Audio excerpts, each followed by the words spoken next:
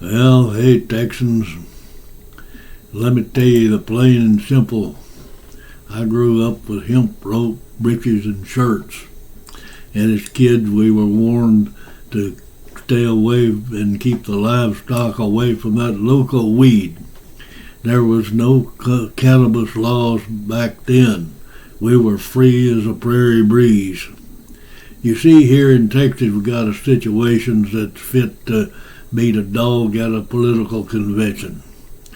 It's a bill that would ban the THC products, and even though we legalized the hemp products back in 2015, that's 6 years ago. Folks, it's still sitting on the government Abbott's desk like a saddle sore. So let's talk about the facts. The Lord is my witness. The report shows that cannabis-related companies in Texas brought in over $5.5 billion. That's $1 billion in wages and employment, and they employed over 53,000 folks, and that's right. We're talking about an industry that's still like in the cowboy boots. That's already generating $264 million in tax revenue for our state. But here's where it gets a little twisted. Lieutenant Governor Dan Patrick is like a cat with a bladder infection when it comes to this industry. He's been running his mouth supporting legislation to ban these products, and they're a danger to Texas children. Now, I'm going to stick my thumb up the socket, but let me say this. If you're worried about getting the kids' paws on the stuff, why don't we just lock up the liquor stores? Now, I know that some of you might be thinking Dan Patrick's part now is got a point, but let's not forget the cannabis products we have legal for 6 years, and now we ain't talking about anymore.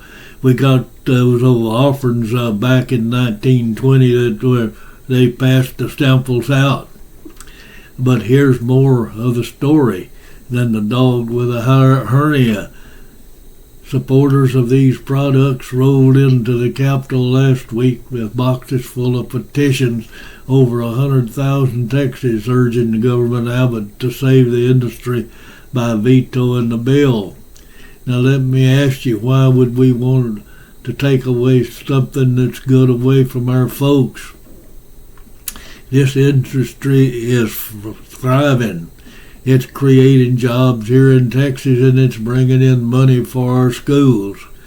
If Governor Abbott signs that bill, he will be pulling the plug on $5 billion industry in Texas. So let me leave it with you.